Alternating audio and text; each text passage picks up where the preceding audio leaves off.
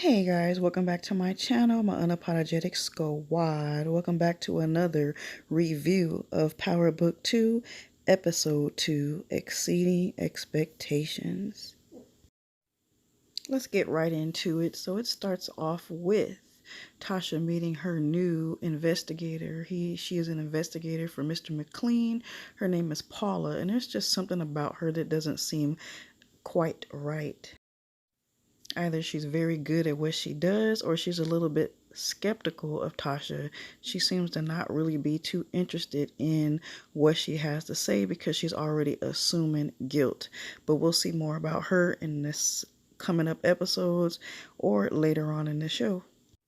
I just think it's funny and it's fitting that she reminds us a little bit of the Democratic runner-up for Vice President, Kamala Harris.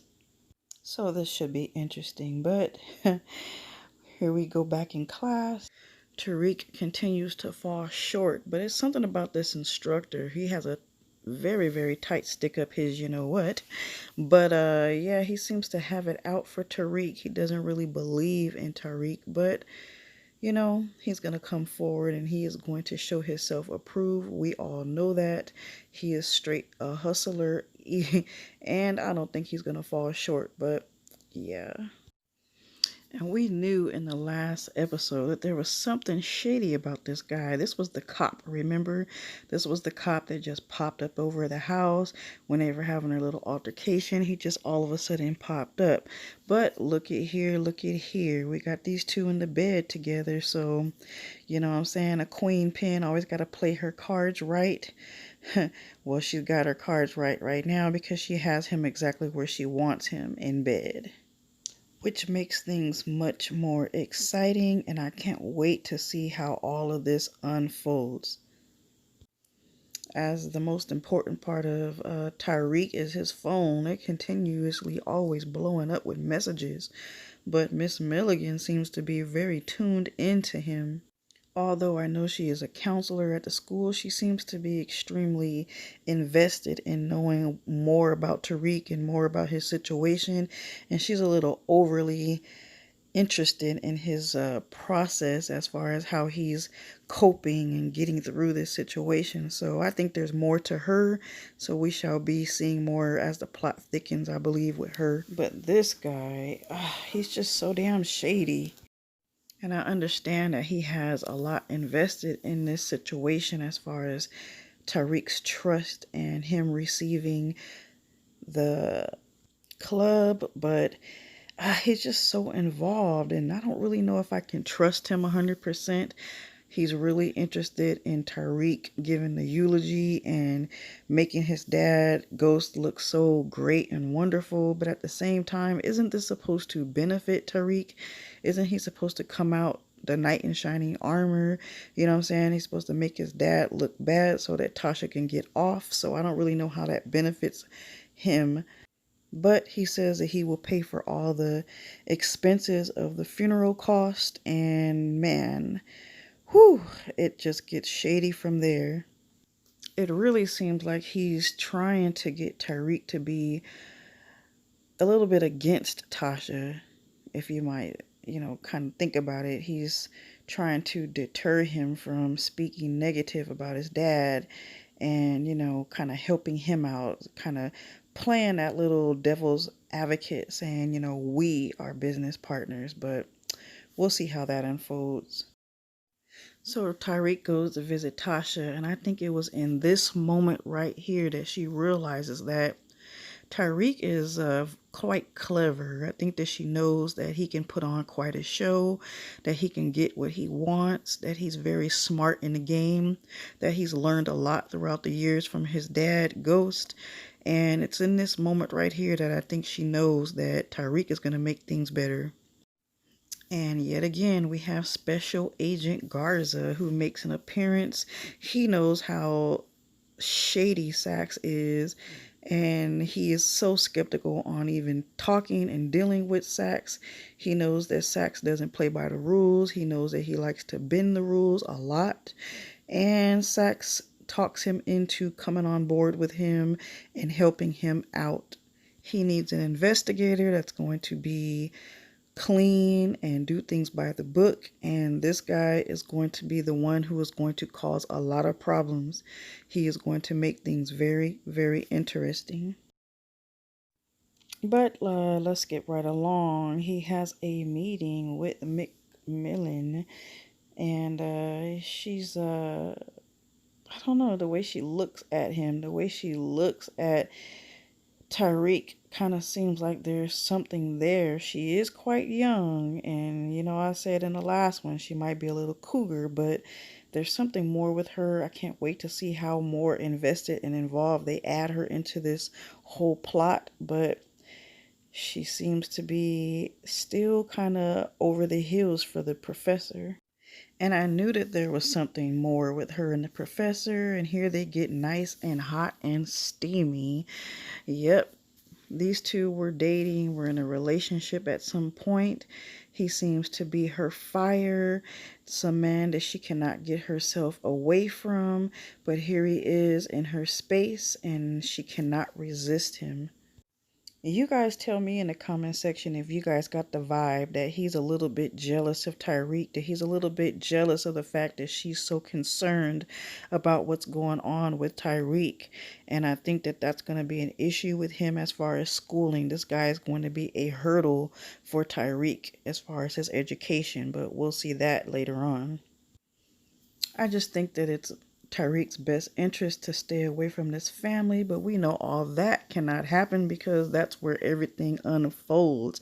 That's when everything thickens. We need these people and he needs them, and it's going to be awesome and exciting.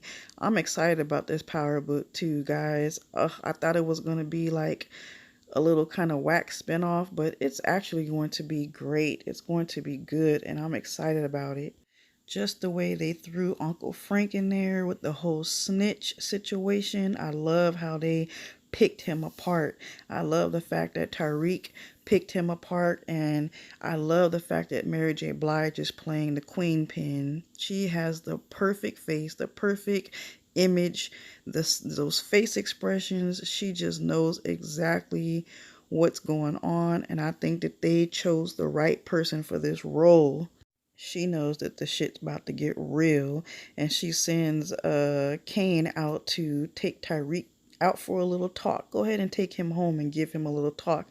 But this right here is when I think Kane understood and knows that Tyreek is not to be played with, and he is smarter than the average Joe. So he drops him off at the school, and they're having the candlelight visual for Tyreek and for Ghost. And Tyreek is not happy about it. He is upset about it.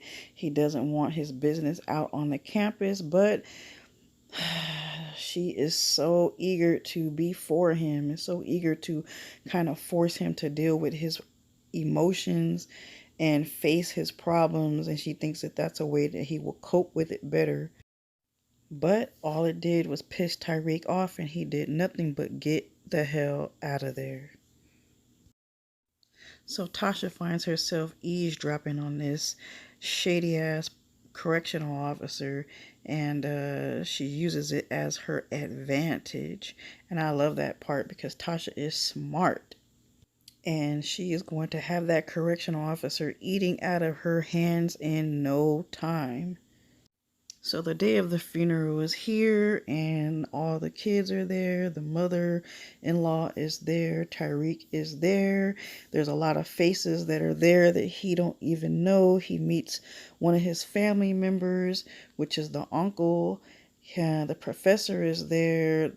Shady ass Tate is there, and it is basically a big old fucking show, right? It's a big fucking show. But Tariq learns that Tasha's going to give the eulogy. She is going to speak, but of course, Sax makes sure that she's not able to do that. Look at her. She looks beautiful, right? Only Tasha can play it off coming out of jail looking like she's going to a fashion show in New York or something. But I can't stand Tate. He's so shady. And of course, you knew they were going to have him in this episode. It's kind of funny how some of these people are resurfacing from the last season, but yeah, it's gonna make things a lot interesting with Tate arriving, I should say, in this episode. I can't wait to see what more he's going to do. We know that he wanted St. Patrick out of the way so that he can be the next runner up.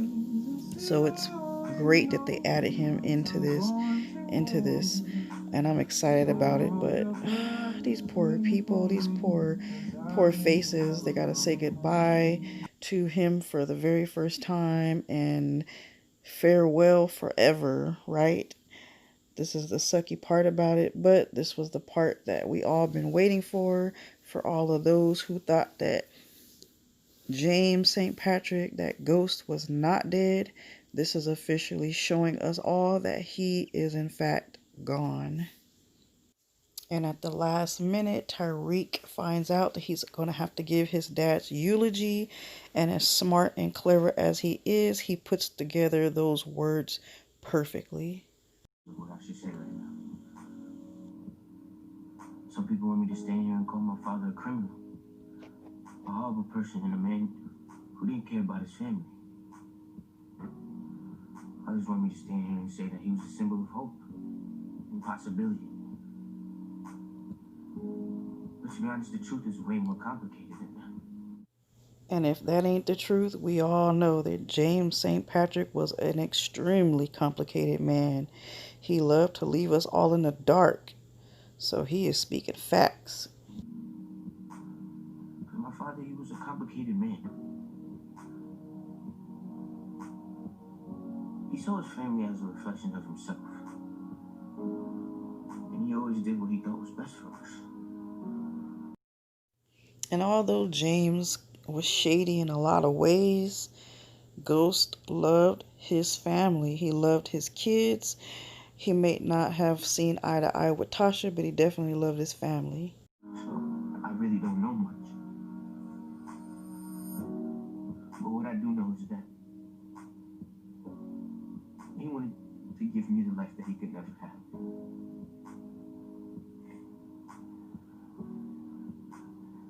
And I'm the manifestation of what he could never be.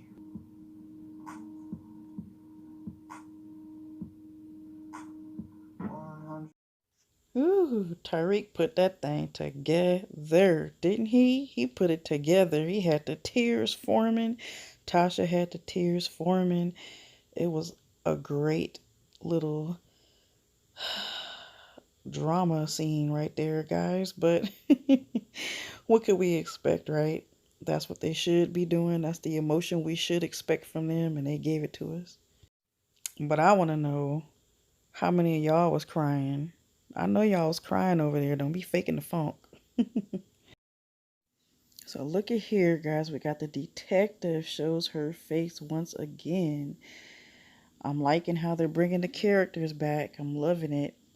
Frank is inside the bar, and he's about to get a visit from Kane. Kane is sent out to handle him, and they are some serious cleaners. These boys did this job smooth.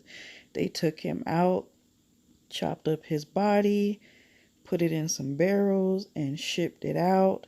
And there is no more Frank. Frank is bye-bye. He is a done deal. That damn Kane is not to be played with. I'll say that. That dude is everything with it. He's about that life. But the daughter, she goes out and visits Tyreek and gets some information about his mother being in jail, and Tyreek asks her for a favor for Tasha to get her a burner phone and sent it into the prison in a book. This is the book Great Expectations, the book he should be reading. But there's the burner phone you guys see right there, and Tasha gets a hold of Tyreek, and she is able to talk to him and, get some information from him that she wasn't aware of. Tell him that he did a great job at the eulogy at the funeral. But there's the shady ass cop And guess who sees him? Yes, Kane. Kane sees him coming out of his mama's house. Now he knows that there is something going on with this officer and his mother, and I'm sure the plot will thicken as the story continues. But I'm loving this. He tells Mary J. Blige, known as Monet, that Frank is a snitch, something that she already knew, something that she already had handled. He tells her that he is a goner, that he is no longer alive, and pretty much she's the queen pin. She knows this already, and she's telling him, duh. But being the queen pin that she is, she also wants to know. What can you find out from me on a kid named Tyreek Singer?